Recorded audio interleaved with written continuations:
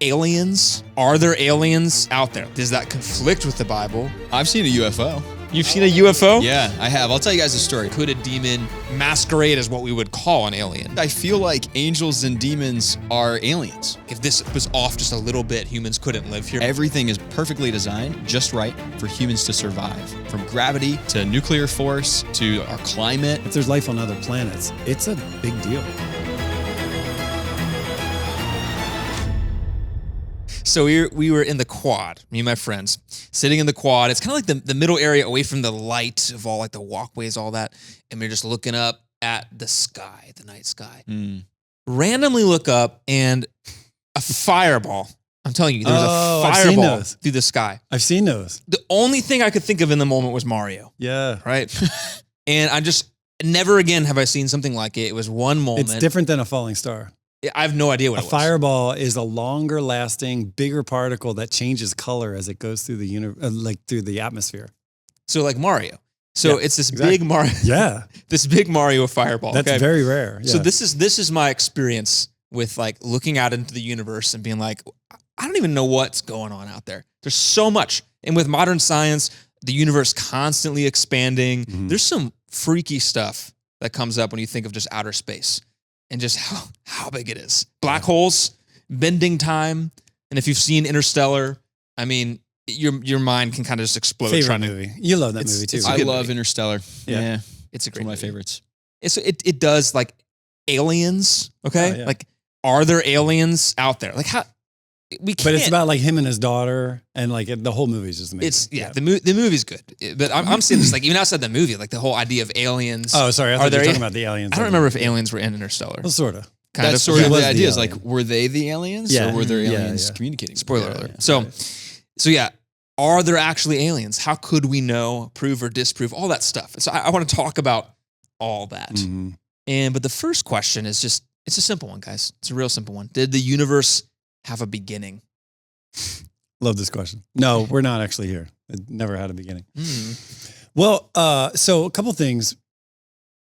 Do you want to like get into it? Let's get into it. Do you want to? Do you? Yeah. Okay. But I scare people off. So when I get into it, you know what? Scare us off. Scare us off. Comes down to between the 9th and 11th centuries. There was a Muslim scientist, astrophysicist. His name is Kalam. There's like a series of principles that were developed with Kalam kind of taking notoriety for it. Kalam's cosmological principle, talking about like, has the universe always existed? Like Carl Sagan was like, the universe is all there ever was or all there ever will be. And I don't know if he was making a pronouncement about like whether or not there was a beginning to time or anything like that, but he was just saying that like the universe has this almost like Eastern type of principle, like the Hindu idea or Buddhist idea, just like it just has always been, you know? But Kalam came up with this idea and it's, I'm simplifying it. So just whatever. But he's basically saying, if the universe has existed forever, right? And we're at a point in time now, but the universe has existed forever up until now, then we never should have arrived at now.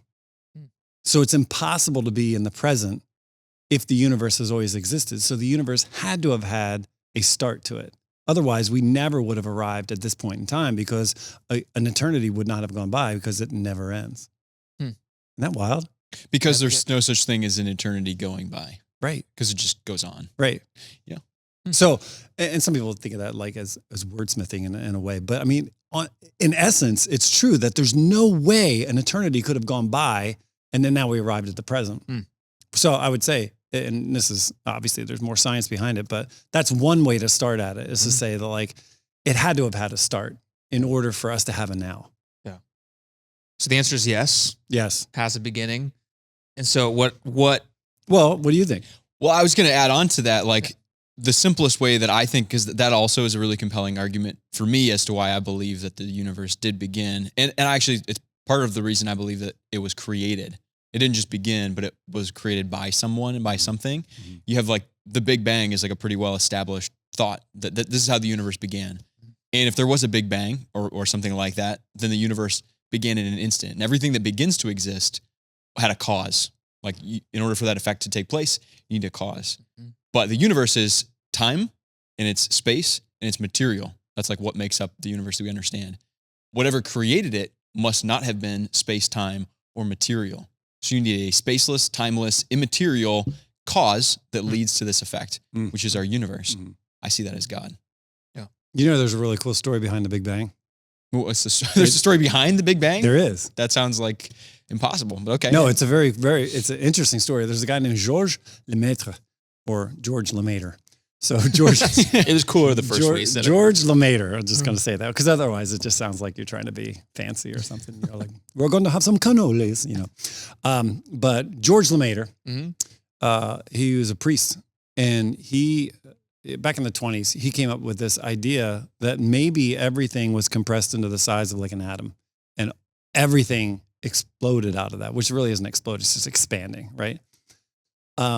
And this was at a time when either you fell into the camp, like I believe that God just created everything, he spoke and everything came into existence, or you believed that the universe has always just been there. And so people weren't really sure. I think most people would just line up with the fact that God spoke it into existence, whatever. So Lemaître came up with this theory that everything was compressed into, he was a Belgian priest. For some reason, in the back of my head, I think he like grew up in Jersey. You got a picture of him? Ooh, there he is. He Yeah, looks he's a like the Belgian priest. scientist from Captain America, the evil one. Oh, the yeah, little yeah, guy. yeah. Yeah, he does kind of. Can we look up the Captain America scientist, please? No, not side by side. Tyler says no. Okay. Side by side. Kind of scary. So he came up with this idea, and everybody just kind of like didn't really pay attention to it. It was published in a journal that wasn't really well received, and so he was just this insignificant person. Because you had Einstein. Einstein was a big deal at the time, and Einstein actually looked at it in the time, like in the 20s and 30s, and he looked at it and he was like, "Oh, your math computations check out, but your physics is abominable," and so he wrote it off, right? But what was interesting is Edwin Hubble in the 30s, late 20s, in the early 30s. He actually discovered something, you know, we call like redshift, where things are actually moving apart. It seems like we are moving apart from a central area. Something we're expanding, giving some sort of credence to Lemaître's idea. Because where are they expanding? Well, if they're expanding out, that means they came from somewhere. Somewhere, right? So this is where the story gets really interesting. So this is why there's a story behind Big Bang. So there was another scientist named Fred Hoyle who hated this idea of a Big Bang, and he made fun of it. He's like, "Oh, so there is some Big Bang," you know. I don't even know, but it sounds better. Yeah, that's certainly the accent. He sounds better as the So evil Lemaître French is person. not French, but this guy's French. Yeah, exactly. Lemaître's from New Jersey. Yeah. No. Lemaître's Belgian. Fred Hoyle is not French. But 1949, he nicknamed it the Big Bang and made fun of it and thought, you know, like whatever. And that's really where we get the name from, is from this guy who kept referring to it as the Big Bang, making fun of it as the Big Bang. And here's the thing. Einstein even admitted this. Hoyle, Einstein, the rest of them did not like the idea of the Big Bang because it hinted at a point in the past where everything expanded and that there had to be a creation moment. Right. And so Hoyle pressed real hard for a steady state theory, which was that the universe is all there ever was or all there ever will be, and that it is just like a firm, I don't know how to say it, it just always existed and always will exist. And the problem with the math on that was inherent in Einstein. When he looked at some of his calculations, he invented he fudged some of the numbers in order to create this constant in the universe that would account for some of the math that's missing. And Penzias and Wilson, two researchers with Bell Labs in the 50s, they were trying to get their antenna, like their radio antennas, to work well, and they kept picking up fuzz. And they thought, you know, they cleaned out the dish. I think it was actually like looked like a large ear horn almost. And they kicked birds out of there. They thought they're having all this interference, but they kept picking up this like fuzz, this interference. And then they started doing tests on it. They actually were picking up the background radiation of creation. And so they won a Nobel Prize for that. So they actually proved the Big Bang, that there was a point in time where everything we call exploded, but really just expanded into the known universe we have today. Einstein looked at it, checked it all out, went back to Lemaître and apologized. Oh, wow. And said, actually, this is a beautiful theory explaining the creation of the world. Isn't that wild? That is wild. Yeah. So there's a lot of history beyond it. It's only about 100 years ago where a Belgian priest said, no, there had to be a point in time. So to answer your question, yeah, we've actually proved there is a creation moment. There was a point in time where everything came out of nothing. Wow. And so if there's a creation moment, how old is the universe? Do we know? Sorry, I'm still thinking about Fred Hoyle. Fred Hoyle. He never accepted it, by the way. Yeah. He never accepted Big Bang. He kept pushing theories and like landed pretty much in obscurity. Everybody kind of ignored him after a while. Wow. Yeah. I'm no scientist, Andrew, nor do I claim to be. And John knows way more about this stuff than I do. But I do know that if the Big Bang happened and they've measured the expansion of the universe and how it's moving, the cosmic, I think you're talking about like the radiation. Background radiation, yeah. They call it like microwave, CMB or something like that. And so they've like done calculations to go back and it's like, when did this all start? 13.8 billion years ago is what they've calculated it back to. Wow. That is if the speed of light hasn't changed. If the speed of light changed at some point, then it could be younger than that. But if that's constant, then it's 13.8 billion years old. That's a lot of time. Yeah. And I think this is where I'm like, we can fact check this, I think, but like if the speed of light changed, every single law of thermodynamics would also need to change, which it seems unlikely, could be miraculous maybe, but I would think it probably hasn't. Yeah. So. And so you hear 13.8 billion a lot of time, but I immediately think, okay, this is going to be tough for some who see the world and creation differently. So if we're saying, yeah, we got Big Bang as one of the options, that scientists have believed in, but hey, we're saying, hey, God created the universe. And so if there's his point of creation, you look at Genesis and there's different views on an old or a young earth. We talked a little bit about this in another episode, but we might need to revisit it. And so, let's say I'm holding a young Earth view. How can I? Are people getting nervous? Yeah, like sweating wait, a little bit. 14 billion years old. Can we get scale on that? What would like a billion seconds ago be? Can you look up that? A billion seconds ago? A billion seconds ago. How long in time is that? Because that helps me get a scale for what we're talking about here. Yeah. Because I've heard stuff like this before. 31 years ago.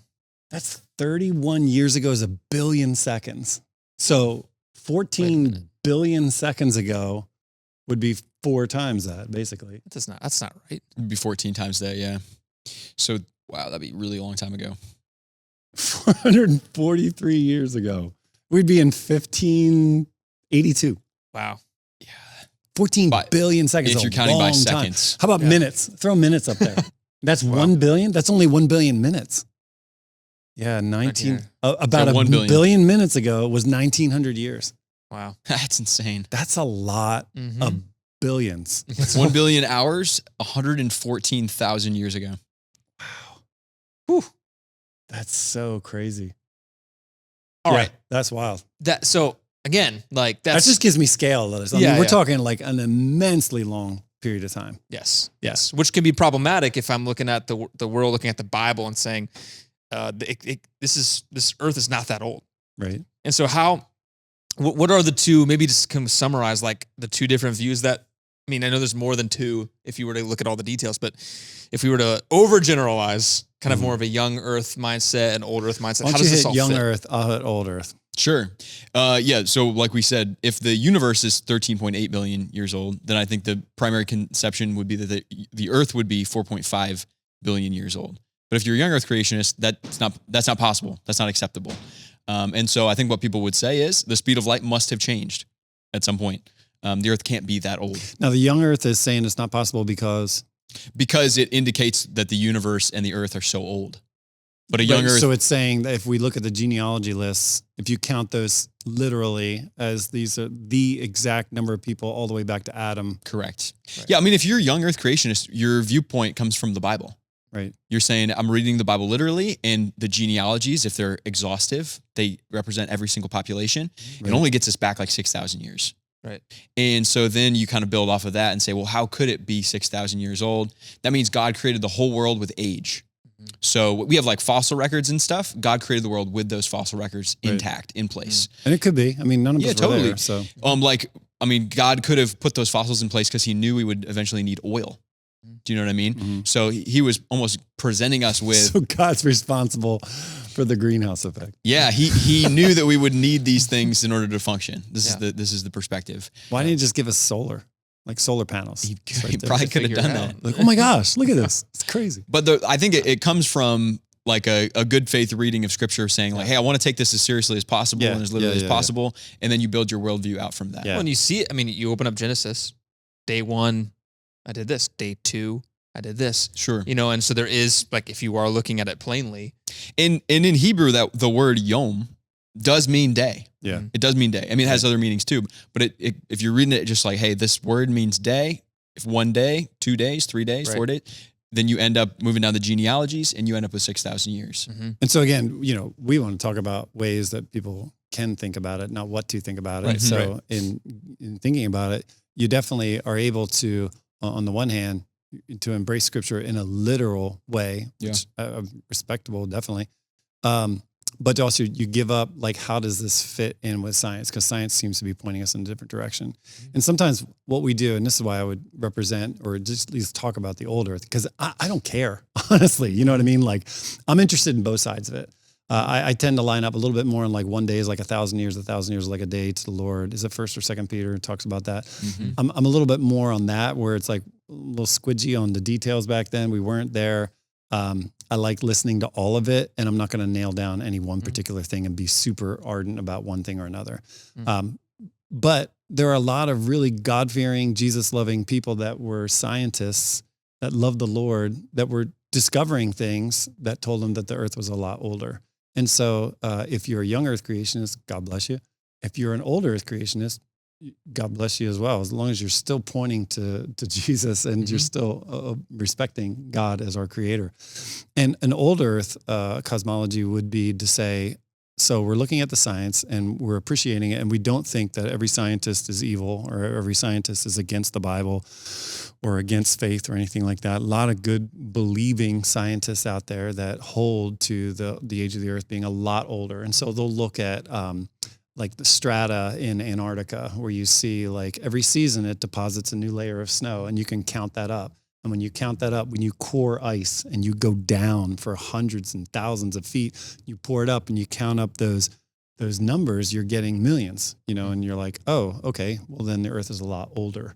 I think I've mentioned before about Hawaii. You know, Hawaii sits over a vent, and the vent just keeps spewing up lava, and the plates of the earth keep moving at a constant rate. And you see like 7, 8, 9, 10, 11 islands that keep spewing up this thing as it rotates. And we've actually like put laser sensors on it. We can see how much it's moving. And if you trace those measurements back, we're talking millions of years. But can I push back from a young earth perspective? God could have created that in process. 100%. Already set up like that. Like, I don't think that God, if I'm thinking this way, like the Garden of Eden would have had fully developed trees with rings already in them. Adam and Eve weren't little babies. They were adult humans. Right. So God could have created everything with age already in process with the appearance of millions of years. Right. It doesn't mean it has to be millions or billions of years old. Right. Yeah. I like that. I hadn't heard he created them as adults, not babies. Right. You know, Adam and Eve, and like that's the perspective I hadn't thought of before. And, you know, it's kind of like a footnote into the science. All we can say is what we see, right? So if you count up certain things, you see certain things, you're like, when we look at evidence from, you know, previous civilizations that like etch stuff on cave walls and stuff like that, it goes beyond 6,000 years. And so there are people that just want to follow the science. And this is where we talked about this before. It's like God wrote the Bible, you know, gave us the Bible. It is everything we need that he's given to us. And I trust the Bible. I love the Bible. But he's also given us a book or a record in nature. And we can it's like we can think God's thoughts after him by studying nature and saying, oh, wow, there's an order to this. Look how this was put together. And in the same way, last year we had this, you guys remember that, like massive amounts of rain? Like in our area, we just had rainstorm after rainstorm after rainstorm. And I planted a garden.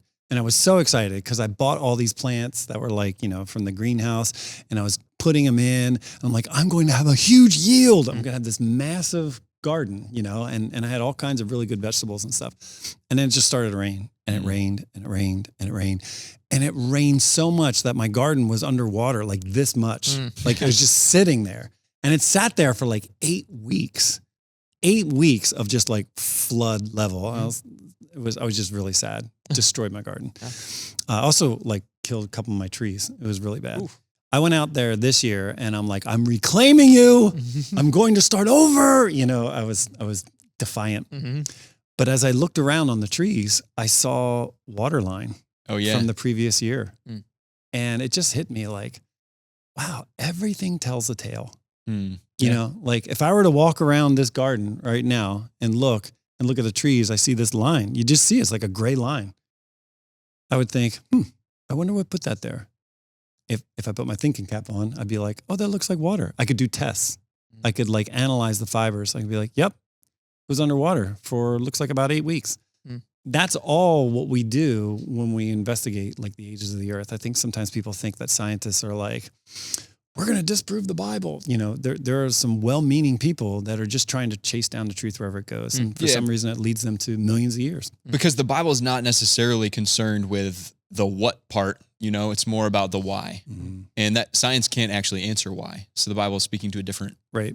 Right. Two resources that I think will help people if they want to learn more. Young Earth, I think Answers in Genesis is a great organization to learn about that perspective. Right. And then Hugh Ross has an organization that from an old Earth perspective is great, super helpful. It's called Reasons to Believe. Right.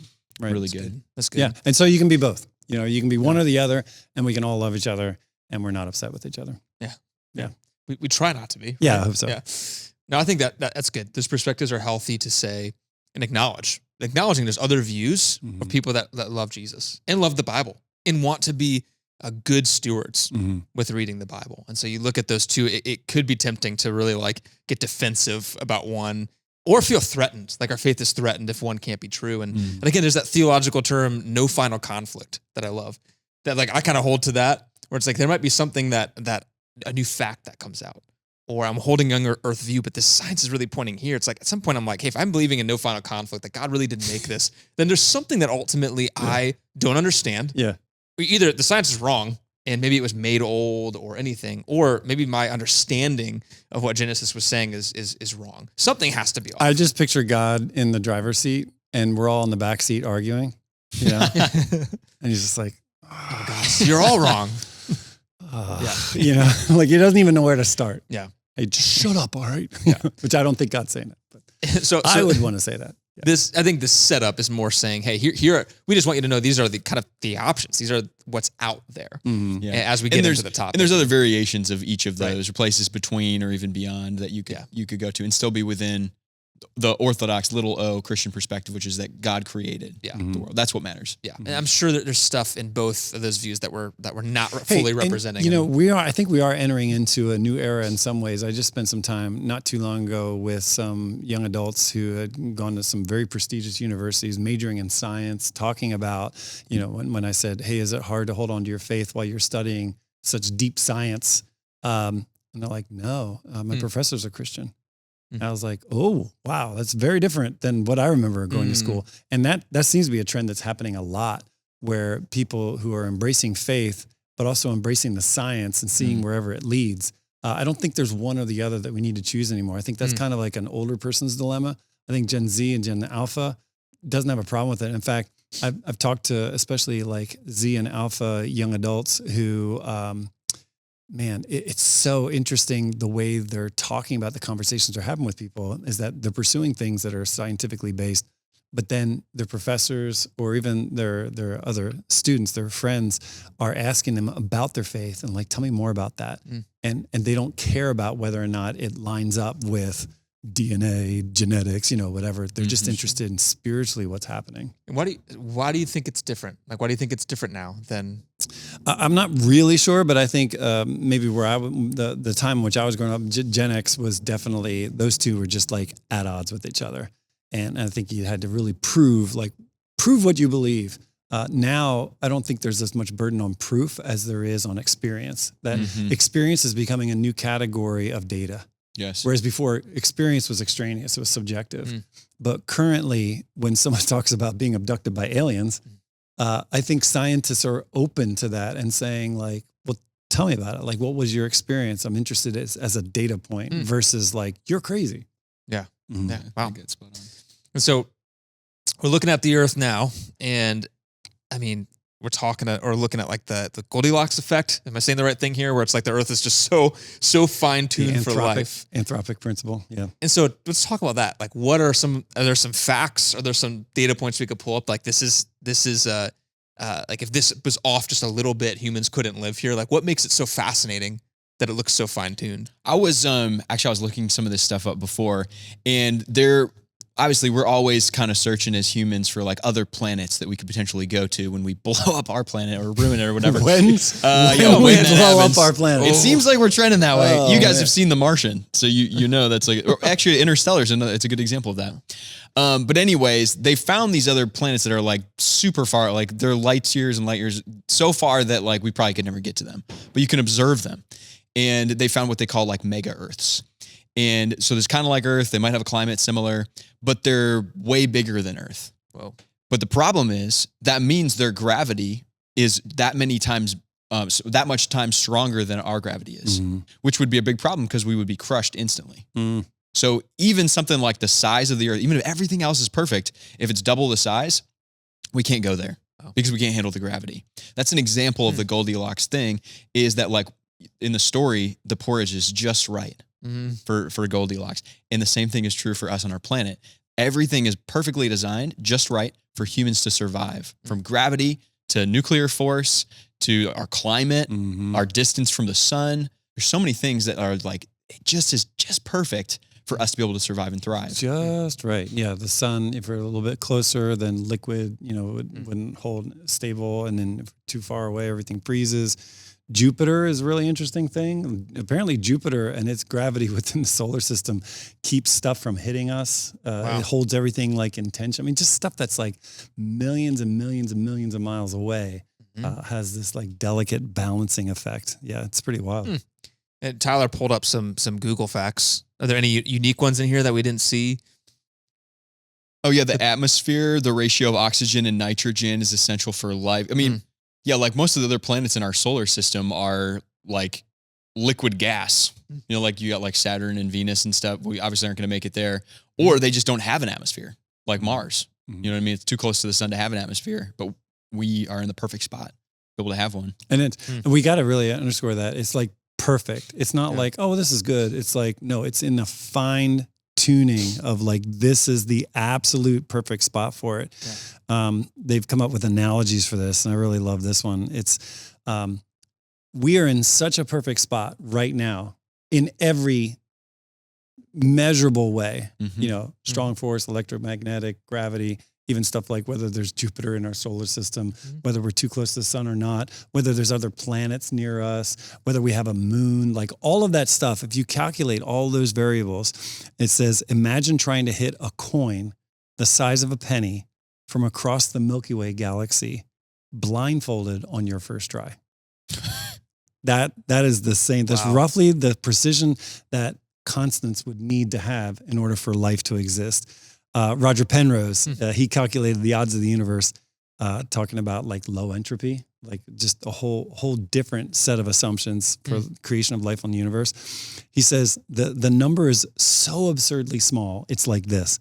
It's like choosing a particular atom out of a stack of all the atoms in the universe. Oh my goodness. And then doing that 1 trillion times. Oh my gosh. On the first time. So this is the odds of life existing? Of life existing. Oh, wow. As we know it. Right, our version, yeah. Everything coming. So when we say, well, it's perfect, it's not like, oh, it feels good. No, it's like taking all of the atoms in the universe, somehow putting them in one place, marking one, not telling the person, him being able to pick it out, not just once, but 1 trillion times in a row. Like, that's staggering. Yeah. And I mean, that's just more, like, again, we're talking from a biblical perspective. That's Roger Penrose. I mean, he works with Stephen Hawking. So, I mean, when you take that from somebody who's not like this ultra believer, Bible thumper type of person, that's heavy. Right. Yeah. And it's just affirming that whole, someone designed this, God designed this perfectly for us. Now, I will tell you this though. I do remember I took astronomy in college, and we used to hang out with the TA because he was just awesome. He would take us up onto the roof and we'd go, and I'd be able to control this giant telescope. It was awesome. That's very cool. Like it was, I think like the dome of the telescope, probably the diameter of it was probably about 30 feet. Like it was Wow. just this huge dome. And you could sit there with the little remote control and be like, you know, it's like, we're launching missiles right now. But you had to put on protective eyewear just to view Venus or else it would burn your retina. Wow. I mean, it Whoa. was that bright. Oh my gosh. So we would stay after and he would let us like look at all these different things. It was so cool. Yeah. And then we would talk to him about stuff because, you know, I was a Christian and we were just talking philosophy, theology, whatever. I'm like, come on, man. Don't you admit that all this stuff you see, it's so finely calibrated? He's like, it is. He's like, no, you're right. I was like, so doesn't that tell you that there's a God? Because he was an atheist. He's like, well, John, it's kind of like this. I imagine that like, if you take a pencil and you stick it on like your table and you know that of all the places it could land, you know, there's 360 degrees, let's say 360 points in which it can land. And now make it even more fine-tuned than that because we're talking about numbers much, much bigger in terms of like chance. So let's say there's like 10,000 points that it could land. And you let it go and it goes 9,999 times. It's not going to land on your thing, let's say. Mhm. And then when it does land on your thing, that's when you can notice how perfect it is. So he's like, it just happened for some reason that the pencil dropped exactly in a manner that all of this pops up and we're now aware of life. Hmm. So yeah, it's going to look crazy to us, but it's just chance. Hmm.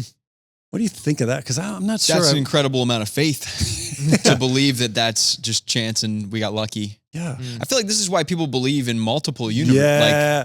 this is where like the multiverse theory comes from. Yep. Because it's so unbelievable to think that it could be chance. Right. You need incredible faith. But multiverse opens you up to the possibility that there are infinite universes. Mm, We just happen to be living in the universe that life was possible in. right. But even in that scenario, you still need a cause for this effect. Yeah. You'd still go back to the same spot. Well, where did the multiverse come from? Well, it's like saying, man, look at that bubble floating through the air. It's beautiful. Where'd that bubble come from? Well, you're right. Can't come from nothing. So maybe there's trillions of them. Yeah, right. That's literally what it is. Like, okay. You still need a cause. Where do those trillions come from? You still need a cause, and there's no evidence for a multiverse. Right.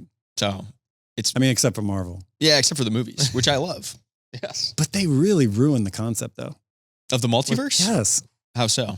Well, you know, we can access the multiverse and somehow we can interplay with the lines of their stories and stuff like that. Like that's all stuff that's complete fabrication. I mean, it's like, it's taking It's science fiction. interesting. Yeah. It's an interesting idea and then just like completely running all over it, violating the science that it claims to be interested If I in. just get to see Robert Downey Jr. play multiple characters, I'm good with it. And if the multiverse gets me that, then you got a thing for Robert Downey Jr.? Iron Man, Yeah. dude. Like I think that's the best. The best Marvel movies were Iron Man movies. Nice. Like they're amazing. Spoiler alert, though, that Robert Downey Jr. is supposed to be in more of the movies. Unless that already Oh, happened. really? Maybe I'm not. I'm Yeah, being he's serious. going to Like, be Dr. Doom. I think that's a well-known are you thing serious? now, In but one of the multiverses. that's where I think that's what was interesting Now, about the multiverse. Is this going to be like Netflix level stuff or is this going to be like No, a real this is a movie? movie, yeah. Okay. I think the way that it no works real is movies in Netflix? they Well, end you up know in what I mean. an alternate universe where Tony Stark Yeah. is Dr. Doom. Whereas in the other universe that they were in, he was Iron Man. And somehow the two universes have converged. Interesting. Yeah. Yeah. Is he going to be just as snarky? I hope so. Haven't seen the movie Maybe yet. More snarky. I hope so. Yeah. I mean, it is wild to think how many possibilities. If you believe in a multiverse, how many unlimited possibilities Infinite. you could dream up. Yep. Yeah. Yeah. Yeah. Unlimited. More bubbles. We'll make more. Yes. So speaking of unlimited possibilities, if how many big old Earth planets? I mean, when you were looking through that massive telescope, Yeah. did you ever see any aliens? Yeah. I want to know if they're out there. Yep. I saw them. They were waving at me. Yeah. It was crazy. I've seen a UFO. You've I seen wanna a hear UFO? this. Yeah, Yeah. I have. I'll tell you guys a You've story. said this and you're Okay. like, I'll save it. I wanna hear it. Yeah. So I was in Rochester, New York, where I grew up, and I was on That the explains it highway all. driving Right there. with my buddy Nate Diaz, no relation to the MMA fighter. Yeah. But anyways, we're going down the road. It was like sort of late at night, probably like 10 p.m. or something. And I look up in like the clouds and I see a green orb, and it's like slowly descending. And you're down- in the car. Yeah, in the car. It's slowly descending, but it's not dropping like anything else I would know is dropping. It's like going down through the clouds, and it goes behind a cloud, and then it goes back out of the cloud, and then it goes through another cloud and it disappears. Hmm. It was probably like, I would say probably like, I don't know, 5 feet by 10 feet, something like that. And I know it definitely was not a drone. Wait, 5 feet by 10 feet? Like it was within like 20 feet of you? No, I mean like if I were to measure the size of it, it was probably only up like 60 or 70 feet in the air. Wow. I would say. Interesting. And it was green. It was glowing green, or was yeah, the it was color like green? it was like pulsating almost, like, Oh. but not that fast. So like it's like a slow pulse. Interesting. And I asked Nate, I was like, "Bro, did you see that?" And he was like, "Yeah." I was like, "What was that?" And he Were said, you like "I have no taking idea." antibiotics at this point? Or? No, I was totally sober. But yeah, Not that legitimately. antibiotics makes you not sober. Yeah, no, but we didn't know what it was. I've looked it up. Apparently, this is like a thing that some people have mentioned. It's called ball lightning. But I've seen videos. We can pull Ball up. lightning Maybe, goes pull fast. a video of ball lightning, maybe. My brother saw ball lightning. Because it didn't. Yeah, it doesn't look like this is not what we saw. But people online have seen something like that, and they're like, "Oh, it's probably like static electricity in the clouds." I'm telling you though, it didn't look like static electricity in the clouds. It looked like something. It doesn't look like that. I don't know. I've never been able to find anything that looks like what I saw. So it was coming down. You're saying it was like 60 feet up? What did you say? Probably like, yeah, somewhere between like 60 and 100 feet up in the air. But you said it went through the clouds. Yeah, well, there were low clouds. You're in Rochester. There's clouds all the time. Okay. Low, like, you know, find little some holes in wispy this story? clouds. I'm just wondering. I don't know clouds you're are poking 60 at the feet story high. right now. You know. You see his notepad? He's got his notepad out taking notes. Yeah, it was a Where wisp. were you on Yeah, the night yeah, of but you said the Tuesday? clouds, sir. They were wispy Was it green or clouds. blue? They were low. Yeah, let me have this, John. Let me believe in this. But no, I don't know what it was to this day. That's why I called it a UFO. It's an unidentified flying object. UAP. Yeah, UAP. Sorry, UAP. What is that now? What much does that more stand for? inclusive. Do I think that was an alien? Probably not. I don't know if it was. Maybe it was an alien. I don't know. But it was definitely something I can't explain. Yeah. So Wow. Okay, so then here's the question. The question is, can it be intelligent life, aliens? Does that conflict with the Bible? Are there any reasons that there, like biblically speaking at least, are there any reasons that there couldn't be intelligent life somewhere in the universe? It's an unidentified aerial phenomenon. That's a UAP. That's the new Okay. UAP. Yeah, it's the new yeah, that's lingo. definitely what it was. Got to get with it. Wait, you're That's- asking if there can't? Can I is there a can I reason still we hear can't? though? Like, so what did you guys do? You and Nate, We drove to the hotel. and then went to bed. Yeah. You didn't go try and look for it or anything? Where are we gonna go? I went back into the clouds, man. It was only 60 feet up. They didn't have a telescope like you had. That's true. I mean, I think I would have like, I don't know, just walked around, be like, yo, what's going on here? Yeah. I just think of that Arthur episode. Remember Arthur? I remember ours. I don't know what episode you're talking Where I about. guess is it DW? DW? Oh, wow. Yeah. DW, he had something They like found a UFO? floating. There was something floating over the backyard and it freaked her out.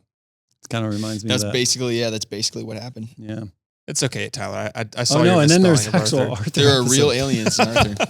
It's great stuff. So yeah, I mean, Oh, wow. But You're- you saw something. So, I mean, like, I guess you can at least have some compassion for someone who's like, no, I really saw something. oh yeah, definitely. Yeah. And that's not the only unexplainable thing that I've seen in my life. There's other What else? unexplainable things. Oh, I mean, that we could have talked about. We didn't talk about this in the demon episode, did we? I don't think so. I thought you were going to say you got married. That's also unexplainable. No, That's like strike two on the marriages, man. this. I don't know how much this applies to this episode, but like I had a neighbor who asked me to come down and pray over her home. She showed me like a TikTok she'd taken of a being in her home. Mm-hmm. And then a couple days later, she had like laid salt out on all the doorways in her home. And she was like, you got to come look at this. So I came down and she was like trembling. One of the doorways, the door that actually connected my house to her house, because they're like conjoined homes, someone had written letters in the salt. Oh, wow. Letters that I have no idea. I don't know what they were. I couldn't like decipher what was being written there. Interesting. But she was freaking out because she didn't write it. Definitely was not the wind. So they weren't like English letters. They were just symbols. Yeah, just symbols. Interesting. And it was like inside of our home. So like no one could have gotten to that other than one of the two of us. Wow. Wow. Yeah, it was That's really. And she put really- salt down because she thought someone was going to come up there. Well, I think salt's supposed to keep the spirits away or something. Oh. I don't know. I'm not familiar with If her. you follow the show Supernatural, that is correct. Okay. Really? That's what she was doing. I mean, They don't like Sid- salt. That fictional show, they do use that for like ghosts and spirits. They'll put salt around. Do you They ever can't cross wonder, over. like, what is the deal with something like that? So you got this ghost that can like do these amazing things and wreak havoc, but Yeah. salt, nope. Listen. It's like that dilemma in a video game where you have to be able to defeat the boss. there has to be some mechanism. Like they have all this armor except for this one spot on their back.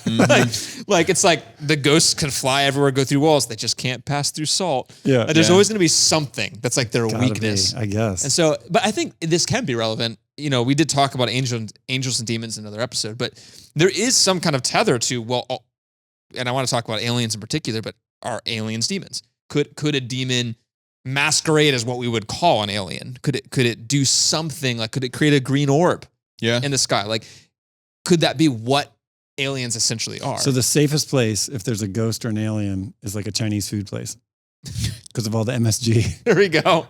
They're just like, You know? I'm not even touching it. I think you could be onto something. Nice. Could be onto something. No, but your question was about. Yeah. So we can talk about like the demon alien connection in a minute, but I think just generally speaking, from a biblical point of view, would there be a problem with believing aliens. that there are aliens or other intelligent life? Does that mess with the gospel? Does that mess with like how God created humans to be special? On April 1st, back in like, I think it was 1996 or something like that. I was going for my master's. I was up in Boston. I was rooming with a bunch of guys, and I saw this article saying that they found life on Jupiter. And I didn't put it together. It was April 1st, you know? And I'm like, oh my gosh, they found life. And they're like, we haven't yet determined whether or not it's sentient, but it's clear that they've reacted to the probes that we have that are now orbiting Jupiter. And I was like, whoa, this is big time. Because now this is like, I think aliens are probably like the biggest call of the universe. You know, if you're playing poker and someone's bluffing and you call their bluff, I think if there are aliens, that is the biggest moment, I think, for our faith, because if we start talking to them and they reveal to us that they know Jesus, then yeah, okay, great. This is awesome. You know, it's universal. But if they talk to us and they're like, we don't know what you're talking about. I've never heard of anything like that before.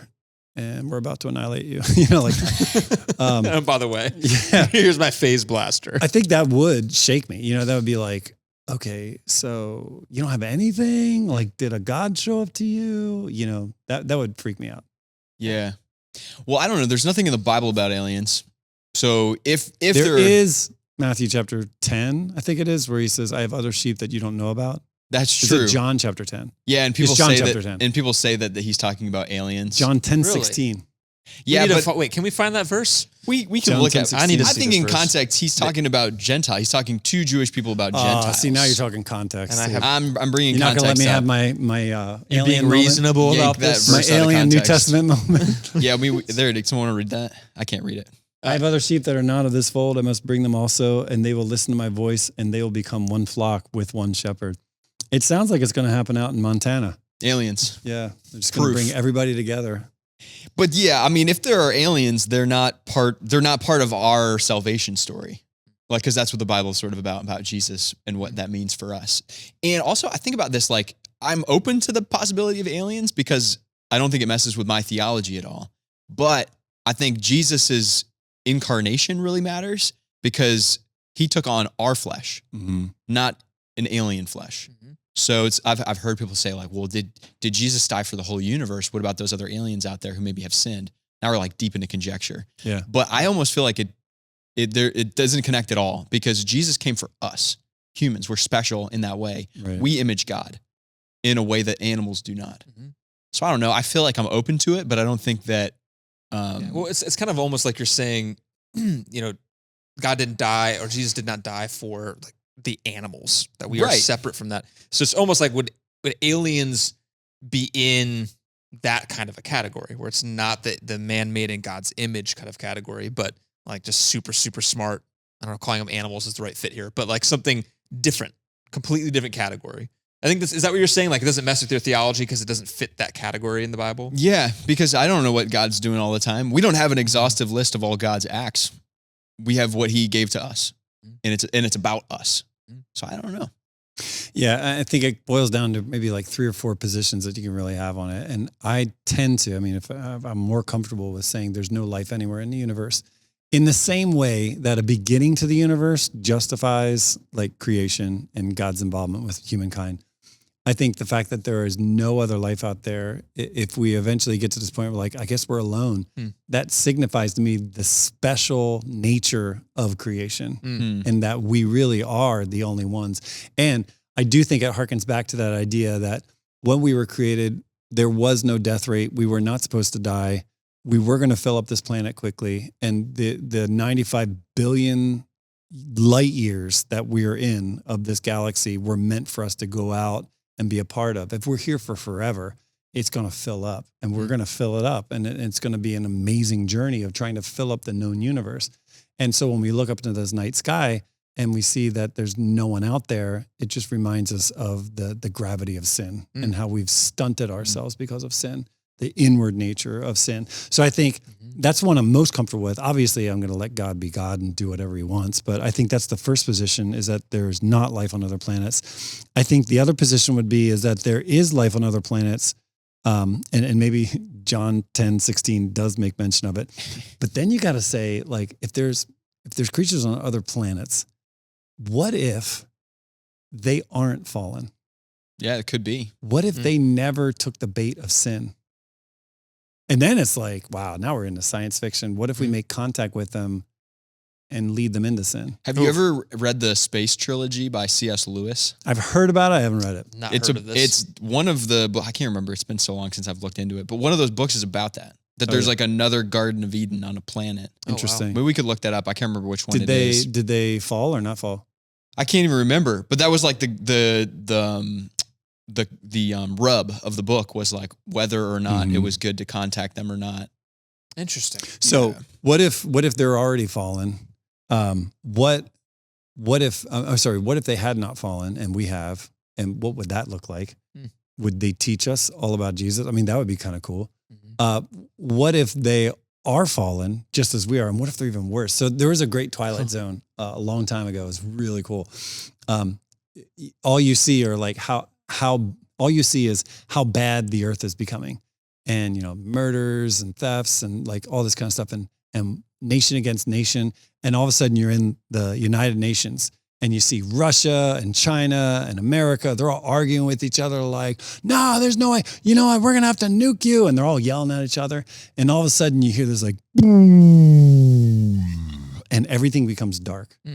And this orb just like lands over top of the United Nations. And this guy shows up and he's just like floating. And he goes, your time has come. And everybody's like, what? Oh, jeez.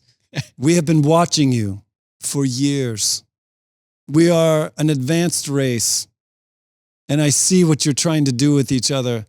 I just want to let you know about the nature of your death and that it will be merciful. And so like, people are like, whoa, wait a second. Hold on, time out. What's going on? Yes, you've been deemed not worthy. And so he's about to like snap his fingers like Thanos. Everybody's gone. And somebody, I think it's the American delegate. Of course, it's got to be the American delegate. American delegate speaks up and goes, wait. Listen, can you give us just one more chance? Give us just one more chance. Give us 24 hours. I promise you, we can make this better. And he goes, oh, this is so tiring. That's fine. You have one solar day and I will return. And he leaves. And so they spend all night hammering out agreements. They're like, they've got all kinds of, you can see the sweat of their brow. It comes around at the same time the next day. They sign all these copies. They're shaking hands. They're hugging. They're crying. They're taking off their glasses. Boom. Thing comes over and goes, and what have you done? And he's like, we have here peace in our time. Ah! And he hands over the book. And the guy's like, what? What is this? And he goes, peace. We've agreed. We will no longer fight because now we know we're not alone in the universe. He slams it shut and he goes, you idiots. Don't you realize we are a warrior race? We hoped you would have been better at this. Oh, no. Poof, whole like planet gone, Wow. destroyed. Yeah. It was so fascinating. I don't know what I expected from that story, but that story. So think about this though. I feel like I just went to the Twilight set right now and heard this. Imagine if we encounter some other civilization out there that's even more fallen than us. Oh, okay. I see. Do you see what I'm saying? I get it. Like, that's like wild. Mm-hmm. That creeps me out. So I don't know. You got a couple options. There's no life. There is life, whether they're fallen or not fallen, and whether we got zapped or not. I mean, we could be easy pickings for somebody, if they're much more advanced. And then what if there's just life on other planets and it's just a natural thing? It just happens. There's no God. And they're like, no, we don't have any stories. We just know this is the way it works. It just naturally happens out of nothing, and we're just grateful for it. What would you think? I would think, who are you grateful to? What do you mean you're grateful? We're just grateful for the time. We know there's nothing beyond this. Grateful to the ether. It would feel more like that. So if we're saying, hey, God created a universe, not just Earth, then we're saying from our belief that whatever that is got created. Yeah. And so I don't know. It still feels to me like it falls into the category of like the frog. I don't know. Like it's just all unsettling. I know. I'm just saying that like it to me it would be like more animals somewhere else that are just like the frog. You lost me on the frog. What's the frog? The frog meaning like are we in Egypt? What's going on? You're not having that conversation with a frog. Like what's the frog's existential crisis? Like if these things on another planet are thinking. You guys didn't get my Twilight Zone episode, and I'm supposed to get your frog? Hey, man, if you get to do frog. Twilight, I get to do the frog. Okay. No, I'm just... Please explain the frogs to me. You said, what if there's like other life, but they just don't have a story? Yeah. And what I'm saying is, if we're saying God created the universe, then we're saying that they would fall under that category of being created by God. Right. And so if we look at Earth and his creation, human was the unique made in the image of God. Like we have this mind, this connection like to him, salvation. There is not salvation for the frog. Okay. That's where I'm bringing the frog up. So that's why I'm saying like the frog, a dog, or whatever animal you want to put in there. But like, that's the same category that whatever you described to me would fit into. That's why I was a little confused by the way you were framing it is because the frog might be like, I don't know, this just is. So if you found life on another planet that said the same thing, does that make sense to me? But you're talking about like sentience, like frogs aren't sentient in the way that we are. That's what I'm getting tripped up on. Okay. I'm just saying you show up on another planet and they're like, there is no God. And we just accept this as a natural process. And so now we're faced with, oh, well, that's interesting. So then how did God not ever show up on your planet? How do you not have a story of God creating you? Mm-hmm. Like that would be my big thing. So I think it changes everything, honestly. I mean, the big answer to all this is if there's life on other planets, it's a big deal. It's not just like, more the merrier. Like it depends on what they say about their experience and their perspective. Mm-hmm. Yeah. Interesting. Yeah. And so the other, don't you think?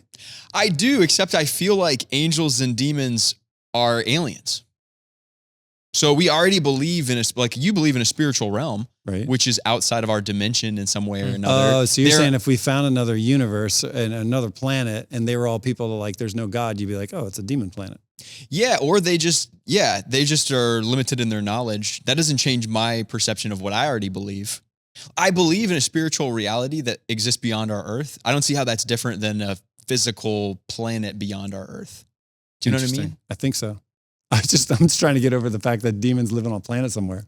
It's like, I'm going to take a couple of weeks off, head back to the planet. I'm tired of like messing around with humans for a while. Just need a break.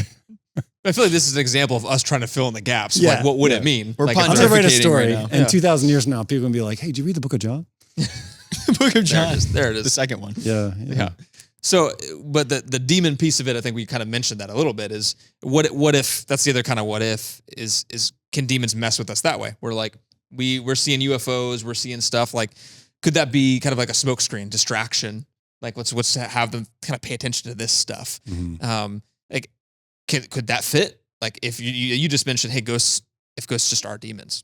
Like that's just kind of what it is. Could it potentially, finding other life, could it potentially fall into the sequence that's described in Revelation? That's interesting. Could it be the great deceiver? Could it be something that makes us all go like, oh, okay, this changes everything? Because I think for a large percentage of Christians, it would factor as a big, it would be a big factor in their faith.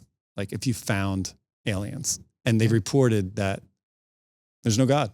Yeah. Mm-hmm. That'd be freaky. Yeah. We're definitely in the conjecture zone when we talk about this. Sure. We're guessing at things, which I think is okay to do and fun. But I think we gotta keep focused on what's most important. Make the main thing the main thing, and that's what we know from Scripture about Jesus and who He is. Right. I think itching ears is something we talked about before. Mm-hmm. I want to know about aliens. I love hidden knowledge and like knowing about stuff that's like secret. Mm-hmm. But that stuff can be a distraction sometimes from what I should be actually focusing on, which is loving my neighbor and loving God. And it's funny that we could create a theological conflict on something that's not real. Yeah, right. You know, or something that we're just kind of like making up. Like, well, if there are aliens, what does that mean? Yeah, for I'm the never going to gospel? look at a frog the same. Yeah, now you're going to think about frogs very differently. I'm like, get out of my yard.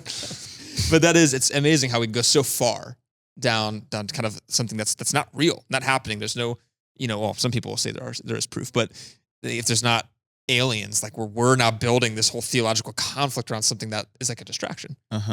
And it's like, well, what do we actually know? Because God's given us the story. Well, see, this is where I think if we pull it back more into like Scripture and also science, I think there's really trying to read both books at the same time. If we read creation and then we also read science, I'm a firm believer that Genesis 1 is in no way a science textbook at all. And, we've been over this. We know about this. I think most people are pretty familiar with this concept that Genesis 1 and 2 are polemics, arguments to say that there are no other gods or goddesses. There's only God, and He created everything by fiat will. He just decreed it, and it came to be. So even the order of creation isn't scientific. It's just kind of like, look, I'm going to create this, this, and this. And it's kind of setting up God as preeminent. There are no other gods. There's no heavenly drama. There's no jealousy. This person doesn't like that person. Ea doesn't have war with Enlil. Horus and Seb, what was it? Set sneezes out Shu and Tefnut out of his nose. And then they have sex and have kids. And then their kids don't like each other. And like, this is crazy. But in the first couple of chapters of Genesis, it's God just saying, let there be, it's good. Let there be, it's good.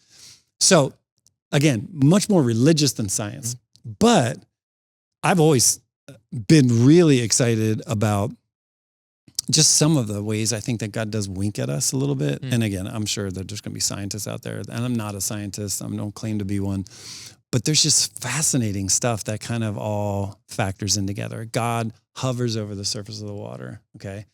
Everything was formless and void. When you talk about formless and void, you're talking about two words that mean like there was nothing and then there was nowhere for anything to be. It's not just that there are no roses, there's no vase for the rose to sit in. There's no like space time for matter to exhibit any kind of, for it to manifest in any way. So there's God over the chaos. Everything's random and, like aqueous, because it's talking about over the surface of the waters. When we look at some of the more contemporary astrophysics and the way we talk about cosmology, it's really interesting. And again, I'm probably oversimplifying this, but the way we understand it right now is that as the universe expanded out of this tiny singular point, right, within a few nanoseconds, fractions of a second, everything was chaotic and dark. Because you didn't even have like atoms, everything was what they call a quark gluon plasma. So quarks make up neutrons, protons, and then gluons are the stuff that makes up quarks. So it's just the soup, and it's like a plasma-like state that was completely dark. So for me, I hear that and I'm like, that sounds like God's winking at us a little bit in Genesis 1, that He hovered over the surface of the deep. And it was this aqueous type of thing. So plasma, darkness, water, darkness. Okay. And then as you follow the development of the universe, as it gets bigger and now atoms exist, and because atoms exist, you had these protons and neutrons that are connecting with like electrons, and photons are now able to exhibit, they're able to be released. So at some point, cosmologically speaking, the entire universe was bathed in light, like blinding light. Everywhere, every corner of the universe, everything that had expanded into so far was just blanketed in light. And that's what the very first thing, let there be light. So if you follow that sequence along, I'm not saying that God says this is how I did it. I'm not saying any of that, but I am saying that there are little Easter eggs in there that I find from time to time that I'm like, that's really fascinating. Now, I don't know, will the science change? Will we find something different and now it's not lining up? But if you're asking like, okay, so maybe you're saying, there's a lot of this is conjecture. It's just interesting that science and what's going on in scripture seems to be lining up in those instances. It's good. So, I mean, with how big the universe is, how much you just described as like the complexity of it, like how much you can discover in it. We think about God when we think about as followers of Jesus and we look at this. Should we be feeling, maybe should is the wrong way to frame it, but like, should we be feeling, hey, this makes me feel that God's even more likely because of how beautiful this is, orchestrated it is, or does it become less likely because it's like, oh, now we kind of feel like we're so scientific about it. We kind of know how it's all piecing together without God. Like, how should someone be thinking through this stuff? Like, the more I discover, is that revealing more of the beauty of how God designed it, or are there other complexities there? As I think about how God is described in the Bible, he's sovereign. He's so much higher than us. He's described as like the most high God. The language in Psalms talks about how there is no rival to him and no man can know what he does. Job is like, the whole book of Job is just like God demonstrating you aren't like me. You don't know like what I know. And using like beautiful poetry to describe him like creating the world. Mm-hmm. And I think if that's the type of God that we believe in, the universe reflects his grandiosity. Mm. So the bigger the universe gets in my mind, the more that I realize how tiny we are. It actually helps me value and honor and revere God even more because I can see what he's created. And I also like, I think a lot of times our focus is on ourselves. Mm-hmm. As soon as you stop thinking about yourself for a while and just think about like the vastness of the universe, the more I respect God and love him because I realize like who he is and the beauty of the things that he's created. Yeah. I think it's a perspective thing, right?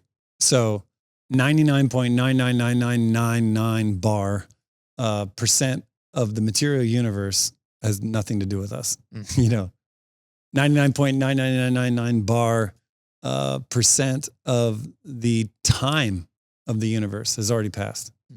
We are at a infinitesimally like hair width small breath of time of existence on this earth.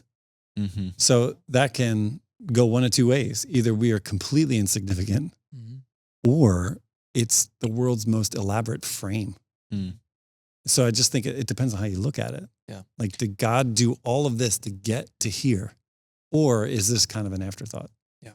I feel like we've lost some of our wonder when it comes to cosmology too, as compared to like the Christian tradition. Mm-hmm.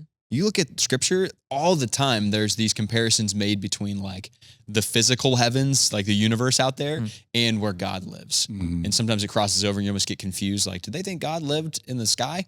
But I don't necessarily think that they did believe that. And even if they did, I would be okay with that for accommodations purposes. But here's what I'm getting at. Throughout all the church fathers, they would talk about how the stars represent God's goodness and how actually C.S. Lewis even talks about this in his books. He talks about our planet is a silent planet. And in his fictional story, the universe is filled with activity and presence that goes beyond what we can experience here on earth. That as you go out into the universe, you experience God in new ways. I think of the universe as this like cavernous, like nothingness, but it could be that there's more out there for us to experience God in ways that we don't even understand now. Mm-hmm. Yeah. So like when you just start to think about like the enchantment of the universe, not in like a magical way, but like be enchanted by who God is through the universe, all of a sudden I'm like, whoa. Yeah. I love this. And there's the term I love, or the phrase, the joy of discovery. Yeah. Like that phrase, like I love that because I think as humans, that's so true for us. Is there's a joy in discovery, whatever it is. Like personally, like I love reading, and so when I like, especially if I'm diving into the Bible or any kind of book, there's something about learning something new. This joy of discovering it. You think about the universe, like as we study it, as like why did people try to figure this out in the first place? It's just this joy of that discovery. Or someone who loves hiking, you're going to find new trails. You're going to find new places to go. You're going to travel to a new place because there's joy in that. And God, I mean, that's not by accident, but we're designed by God and we have that kind of desire. How cool in a way, like you talked about winks, like God winking at us, the idea of like an ever expanding universe. Like, man, like within us is this desire, is a desire to know and to understand, to seek out.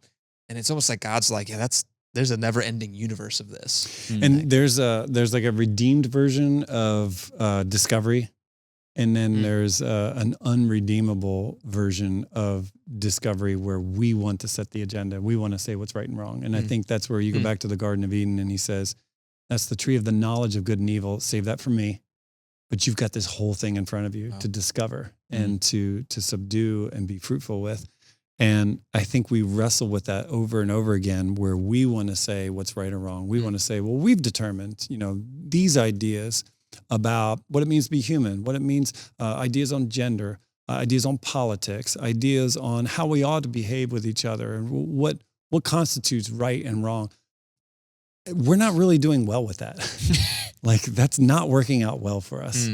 So there's a point in which discovery then becomes self-worship, where it's like, well, then I know everything, so I'm going to determine what's right and wrong, and I'm going to set the limits for what I ought and ought not to do, which is destroying us, and not even just in a spiritual sense, but it's destroying us as a people. Yeah. We are the most fractured we've ever been because we feel like no one can tell us what to do. I mean, it's even in the small things.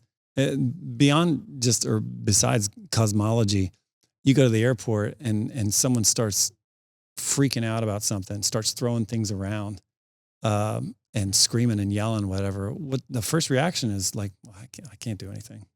Well, who am I? Who am I to say, well, first of all, I don't want to get shot. But then the second is it's like, well, maybe there's something else going on. It used to be, we'd be like, hey, that's not right.